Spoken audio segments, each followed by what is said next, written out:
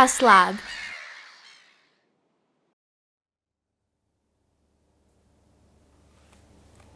Oh hey, I didn't see you there. Welcome back to the Lighthouse Lab. Halle here again. It's nighttime in the Lighthouse Lab and look how beautiful the full moon looks. I'm sure you've noticed that the lit part of the moon changes throughout the month. This is because the moon is not a source of light. We can see the moon in the sky because it reflects the light from the sun. How much of the moon we see depends on the position of Earth, the moon, and the sun. Let's take a look at this video to learn more.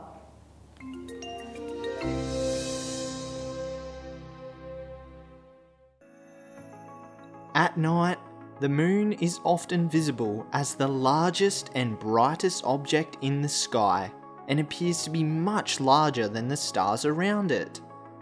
This is because the moon is much closer to Earth than the stars.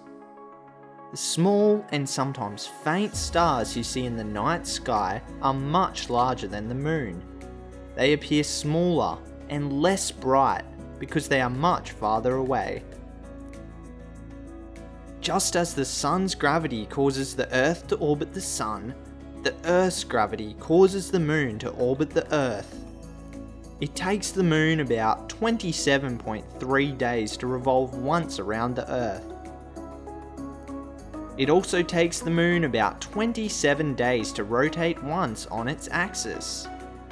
This means the side of the moon facing the Earth is always the same. The moon is not a source of light. We see the moon in the sky because it reflects the light from the sun. If you observe the moon at different times of the month, you will notice it appears to change shape.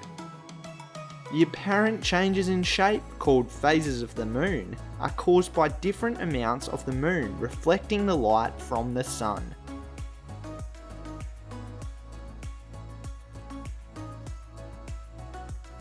Scientists have names for the moons at different times of the month, based on the moon's movement and the amount of light it is reflecting. During waxing phases of the moon, the lit up part of the moon we see increases in size until we see a full moon. During waning phases of the moon, the lit up part of the moon we see decreases in size until there is a new moon.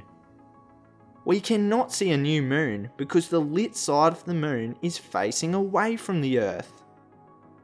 Let's take a look at the phases of the moon as viewed from the southern hemisphere in 2020.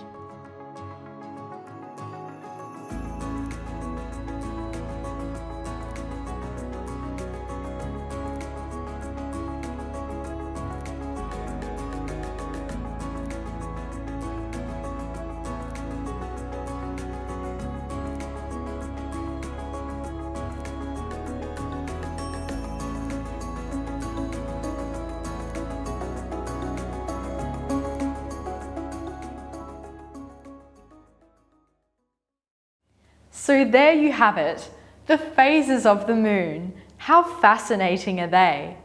I'll see you again soon in the Lighthouse Lab.